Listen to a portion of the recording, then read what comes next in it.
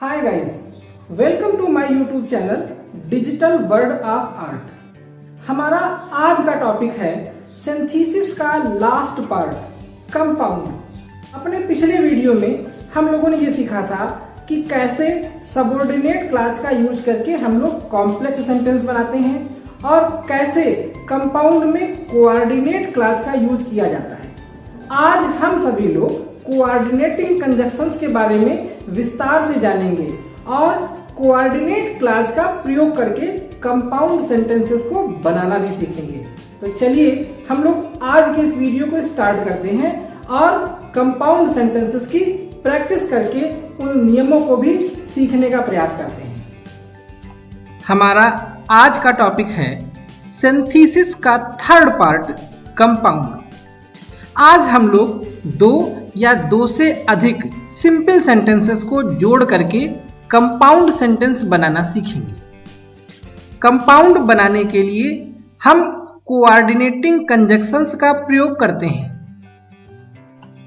Coordinating conjunctions का प्रयोग जिस वाक्य के साथ किया जाता है वह वाक्य कोऑर्डिनेट क्लॉज में बदल जाता है। कोऑर्डिनेट क्लॉज का मतलब होता है हमारे वाक्य का सहयोगी उपखंड। इस सहयोगी उपखंड की विशेषता यह होती है कि वह वाक्य के साथ जुड़ा अवश्य रहता है, परंतु उसका भी अपना स्वयं का कंप्लीट सेंस होता है, यानी पूरा अर्थ होता है। कोऑर्डिनेट क्लॉज कभी भी प्रिंसिपल क्लॉज के ऊपर अपने अर्थ के लिए निर्भर नहीं होती है। हमारे प्रमुख कोऑर्डिनेटिंग कंजक्शंस 7 प्रकार के होते हैं। इन 7 प्रकार के कंजक्शंस को हम एक शब्द से याद रख सकते हैं और वह शब्द है फैन बॉयज। इस शब्द का प्रत्येक अक्षर एक कंजक्शन का संकेत है, जिसको हम इस लिस्ट से समझ रहे हैं। इस लिस्ट में हम प्रत्येक अक्षर से संबंधित कंजक्शन के बारे में समझ सकते हैं, उसके अर्थ को समझ सकते हैं और उसका एक एग्जाम्पल भी देख सकते हैं। जैसे फैन बॉयज का पहला अक्षर है F और F का मतलब होता है फॉर। फॉर का मीनिंग क्या होता है? बिकॉज या सिंस, यानी जब इसका हम प्रयोग करेंगे तो इसका अर्थ होगा क्योंकि। उदाहरण के तौर पर I have to find a new job. मुझे एक नई जॉब अर्थात नौकरी को पाना है। फॉर माने क्योंकि। आई एम अनएम्प्लॉयड, मैं अनएम्प्लॉयड हूँ, बेरोजगार हूँ। तो यहाँ पर फॉर कंजक्शन लगा हुआ है और इस फॉर कंजक्शन की वजह से कारण बताया जा रहा है और इसका सेंस वही है जो बिकॉज का होता है, लेकिन बिकॉज का प्रयोग हम लोग कॉम्प्लेक्स में करते हैं। यहाँ पर हम लोग फॉर का प्रयोग करेंगे क्योंकि हमें कंपाउंड बनाना है। फैन बॉयज का दूसरा अक्षर होता है ए और ए से कंजक्शन हमें याद रखना है एंड। एंड का मतलब होता है इन एडिशन टू, यानी और। I am a husband and father, मैं हूं एक पति और पिता। यहाँ पर एंड कंजक्शन का प्रयोग करके इस सेंटेंस को बनाया गया है।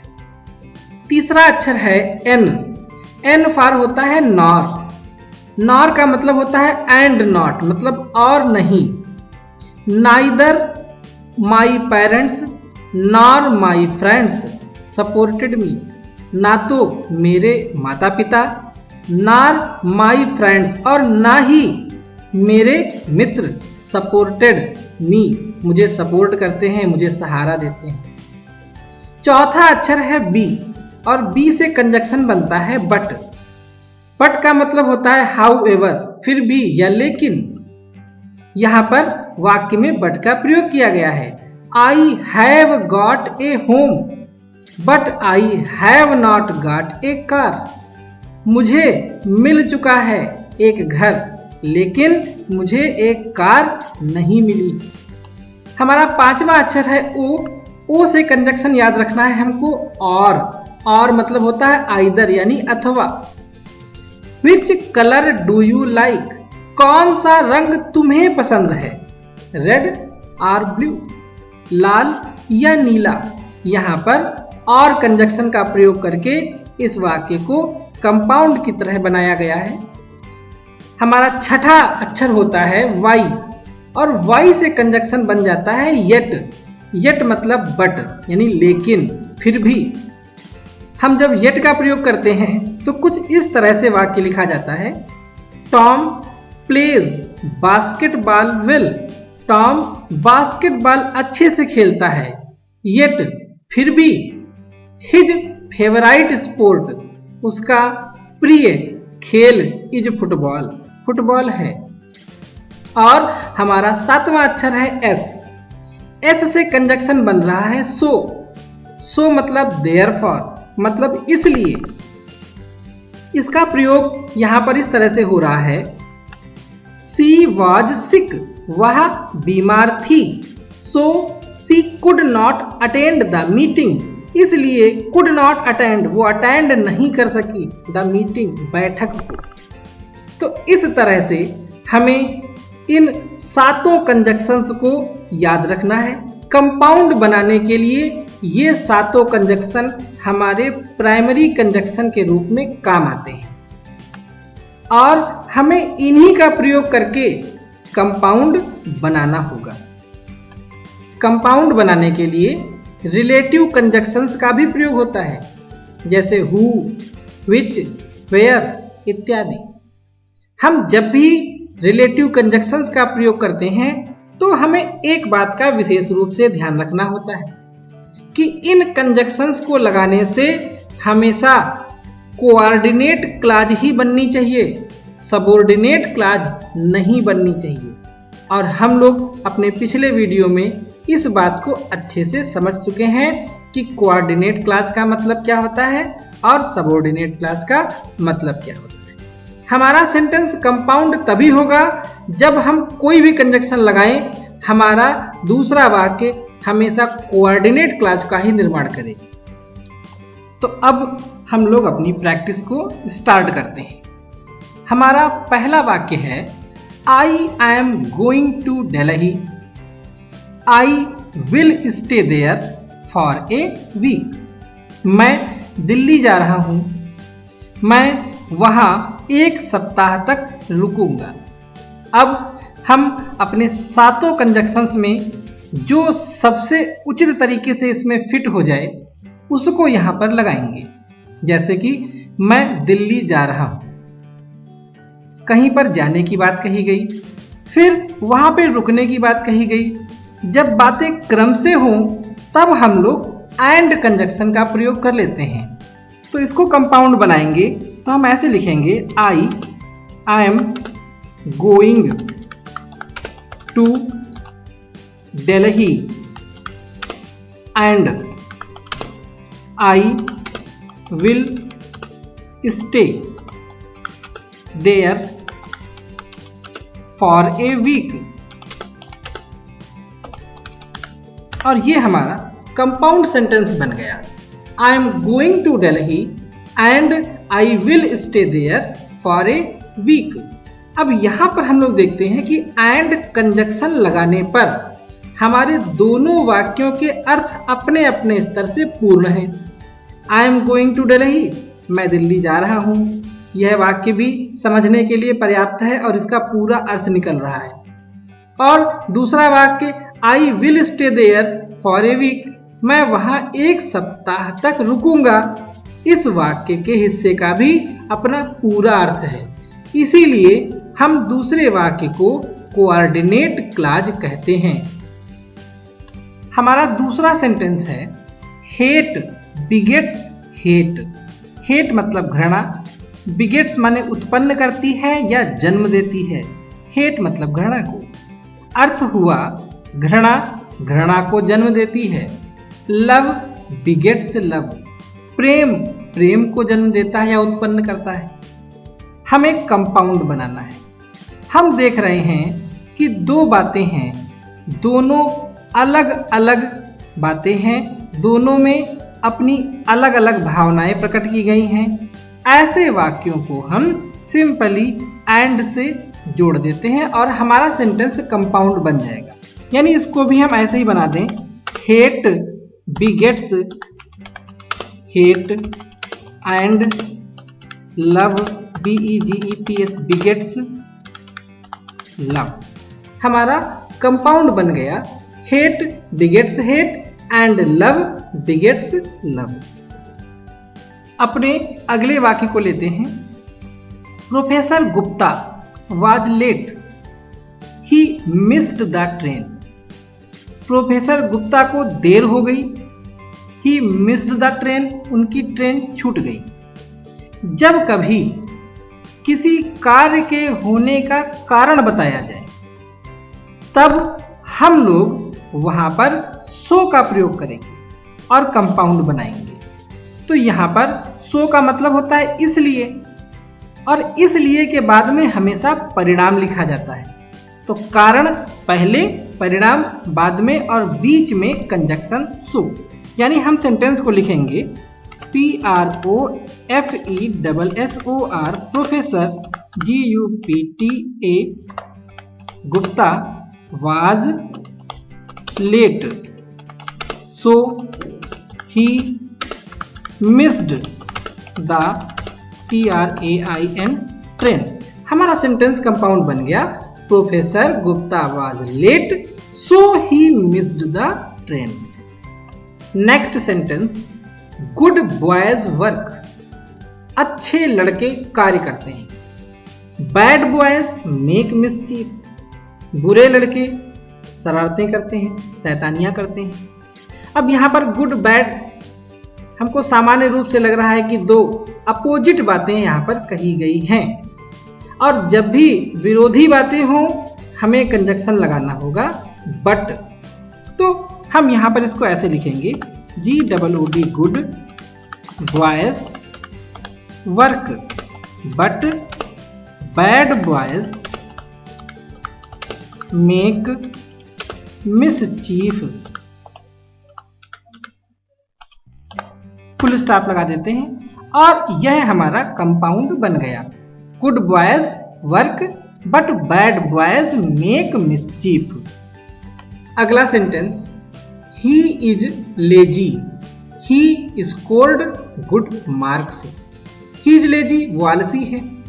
ही स्कोर्ड गुड मार्क्स, उसने प्राप्त कर लिए अच्छे अंक।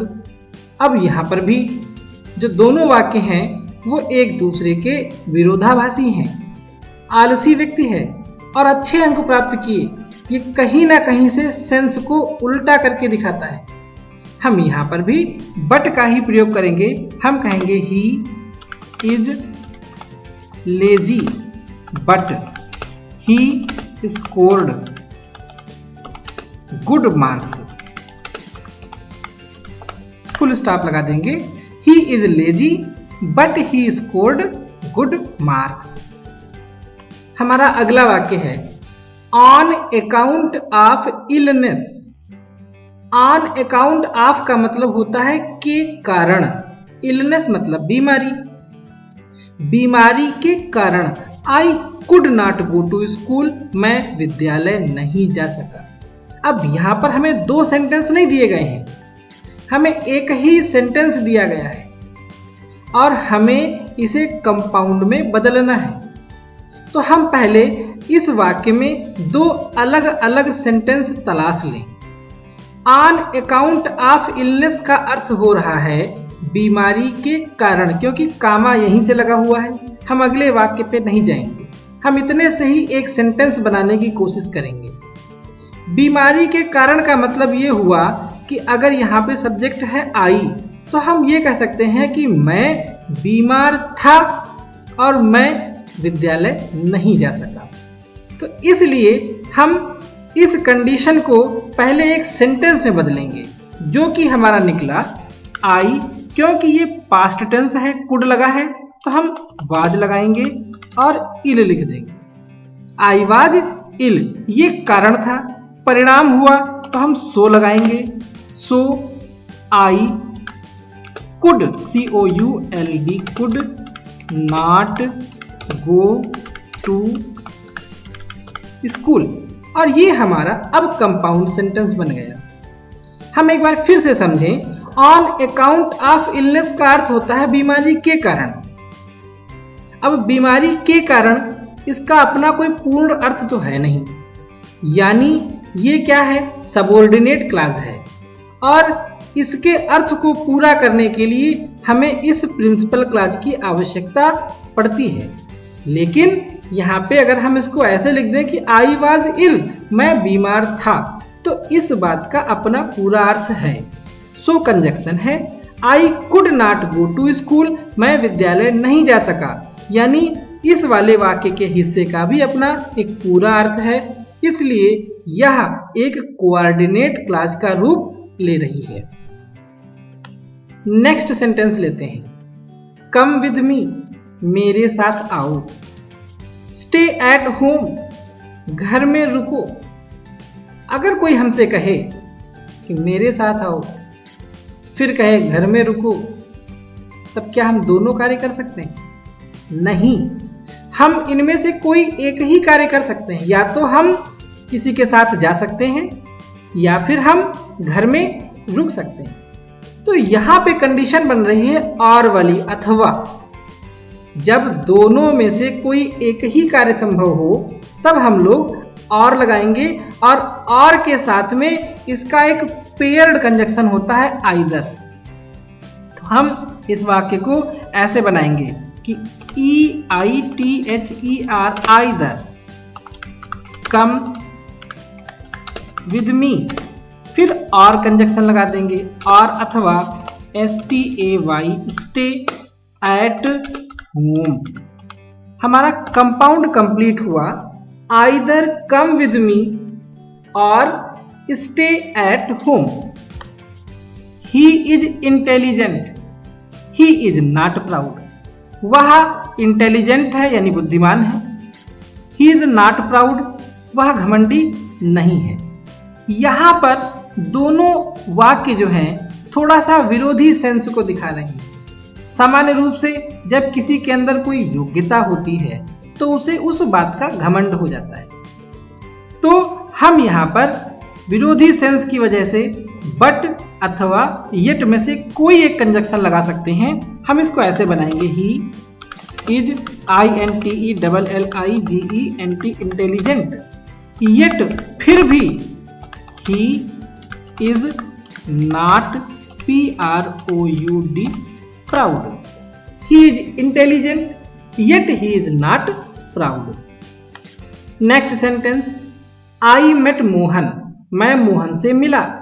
He was a lecturer, वह एक प्रवक्ता था।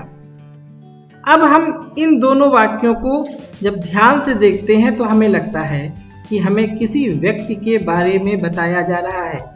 पहले मोहन के बारे में इंट्रोड्यूस किया गया, फिर उसके बारे में एक परिचय बताया गया कि he was a lecturer।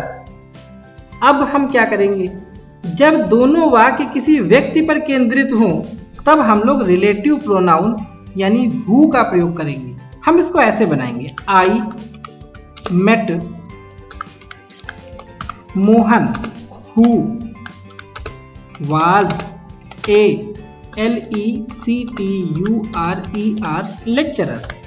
I met Mohan who was a lecturer, मैं मोहन से मिला जो एक प्रवक्ता था। यहां पर भी देखते हैं कि दोनों वाक्यों के जो खंड हैं उनके अपने अपने पूरे अर्थ हैं। मैं मोहन से मिला, इसका भी अर्थ पूरा है। वह एक प्रवक्ता था, इसका भी अर्थ पूरा है। नेक्स्ट सेंटेंस, आई विजिटेड दिल्ली, मैंने दिल्ली का दर्शन किया। It is the capital of India, यह भारत की राजधानी है। हम यहां पर देखते हैं कि दोनों वाक्यों में किसी स्थान के बारे में बताया गया है।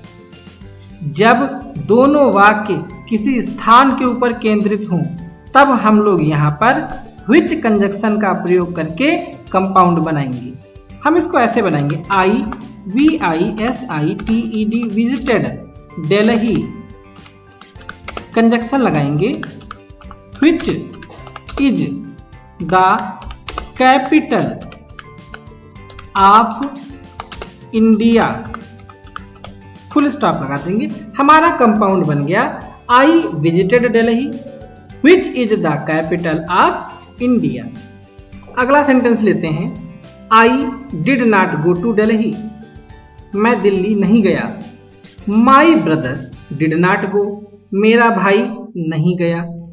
हम लोग ये देखते हैं कि दोनों वाक्यों में नॉट का प्रयोग किया गया है। ऐसे वाक्यों को हम लोग डबल नेगेटिव सेंटेंस कहते हैं। डबल नेगेटिव वाले सेंटेंसेस के लिए हम एक ही कंजक्शन का यूज करते हैं और वो है नाइदर नॉर। अब नाइदर नॉर का प्रयोग कैसे होना है ये वाक्य की कंडीशन पर डिपेंड करता है। हम देखते हैं, पहले वाक्य का सब्जेक्ट है आई और दूसरे वाक्य का सब्जेक्ट है माई ब्रदर। क्योंकि सब्जेक्ट ही अलग अलग हैं और इनकी वर्ब दोनों की एक है, पहले में भी गो और दूसरे में भी गो, तो वर्ब कॉमन हो गई, तो ये नाइदर नॉर से बाहर रहेगी। हम नाइदर नॉर से सब्जेक्ट को बांट लेते हैं, यानी NEITHER neither, I NOR nor, my brother.